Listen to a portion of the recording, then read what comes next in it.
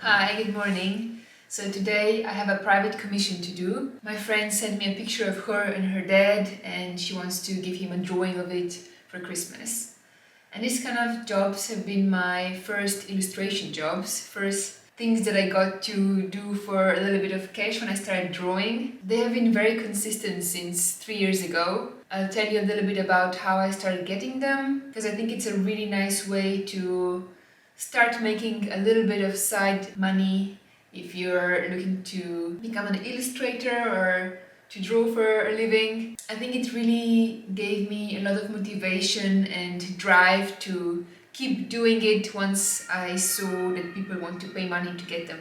So I'll show you a little bit about the process and also tell you about how I started getting these kind of jobs. I first got interested in drawing and illustration once I moved to Berlin 4 years ago. Before that, I used to draw a lot as a kid, but I kind of lost it in elementary school, high school, university. In university, I was studying industrial design. It was kind of creative, but very different than illustration. We were drawing like for practice, perspective type of stuff. You know, we would have like big like skiing shoe or like a vacuum cleaner set up in the middle of the room, and then we would have to draw it.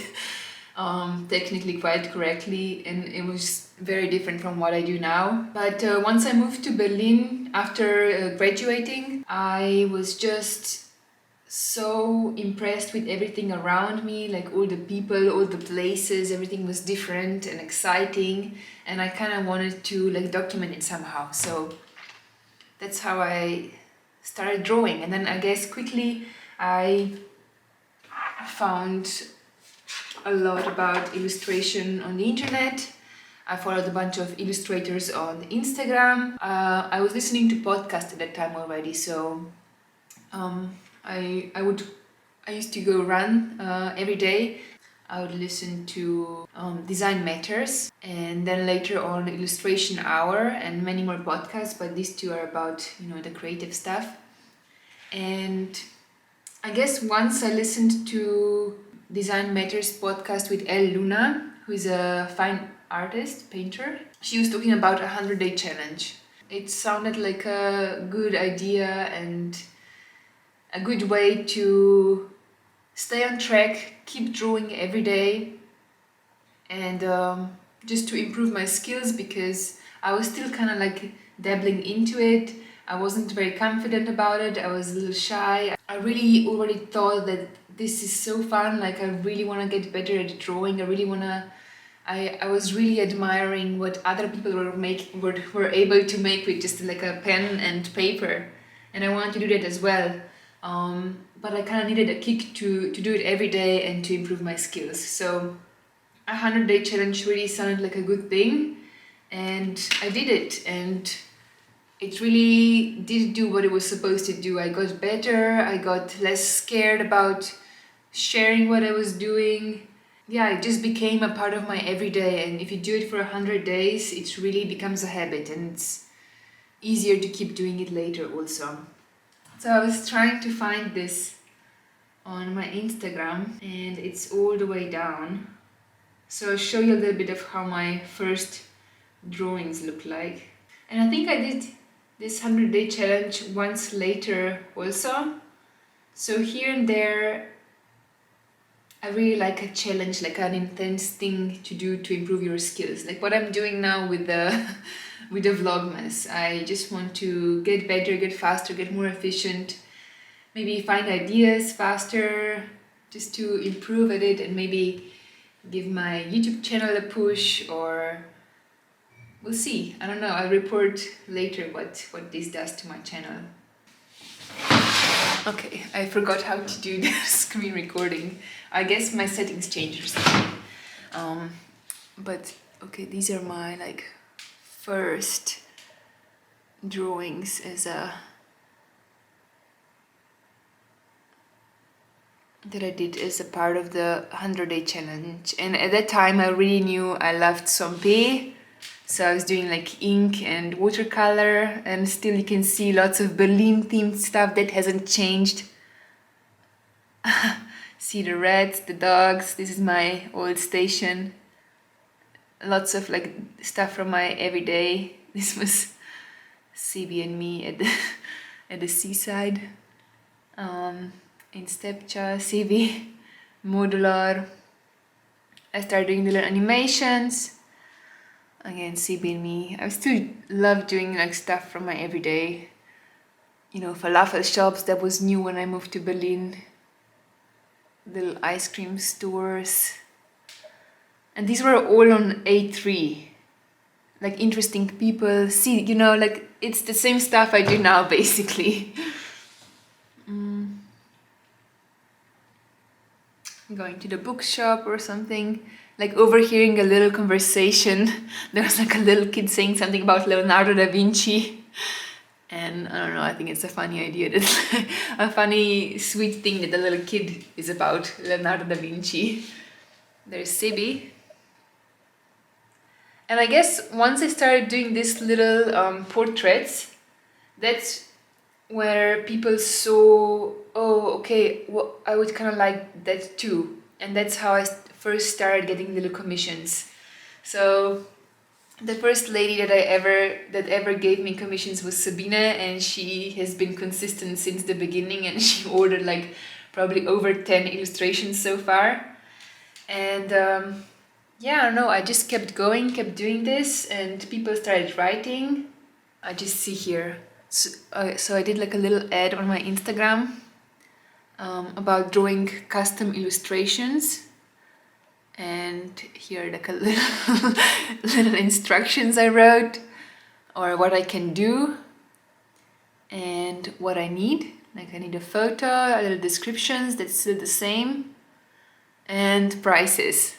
This has changed since then, but this is how I started. These are the prices I did. So I think it's good to start low, and then as you get more experienced and have better skills, you can up the price.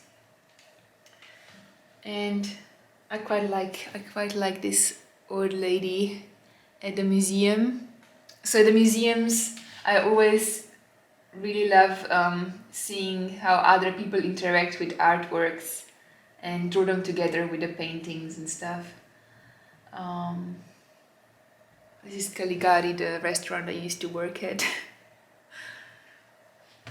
Well, anyway, then the next big thing that gave me a kick and a push in getting more and more private commissions was I did these posters that said I want to draw your dog, because I wanted to start drawing more animals and dogs. I love dogs, you know. And I was inspired by these lost dog posters that you sometimes see on the street that have like, and on the bottom part there's like contacts written and then cut so people can tear. And then I thought, oh, that would be a fun thing to offer my drawings to wider audience, and put the contacts down there so they know where to write me. And yeah, that's how I started getting a lot more commissions by random people who didn't know me from Instagram. And the posters were quite fun. Each poster had a different design. There were like 5 or 6 different ones. And I put them in different areas of Berlin, but sometimes quite close together, so people had to get a chance to see more of them in a smaller area. And it really caught on. I think I still get commissions from that. And I did like, I don't know, hundreds of these by now.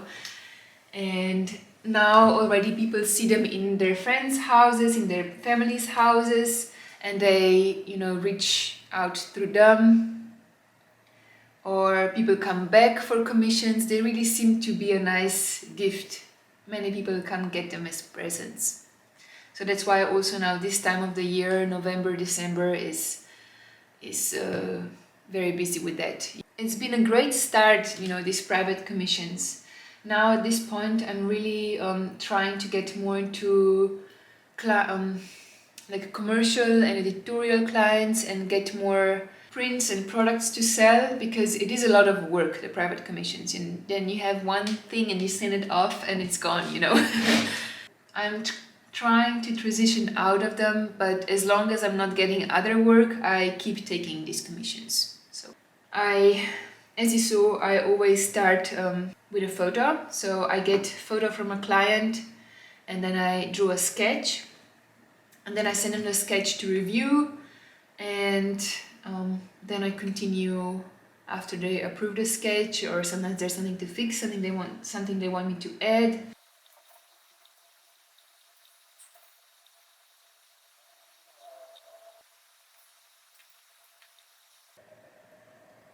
And now I'm going to take a picture and send it to my friend and ask her if there's anything she would like me to fix or add before I continue with ink and watercolor. And then I will do the watercolor.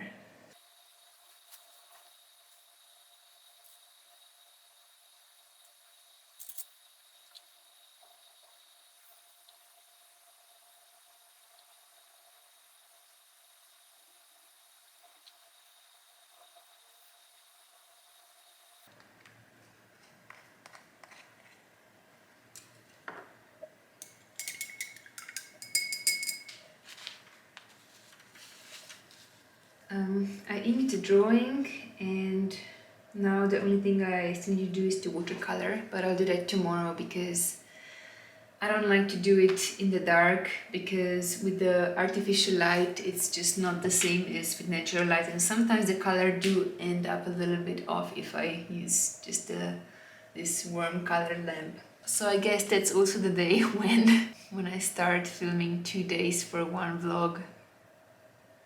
I just do that when it's really necessary, but yeah, especially on the days where I have something to do that's other than the video and like little things around, I find it really hard then to also film and edit and upload. So in this kind of cases, I'm just going to do 2 days together and yeah, upload a video with like Vlogmas day 7 and 8 together. So I hope you understand.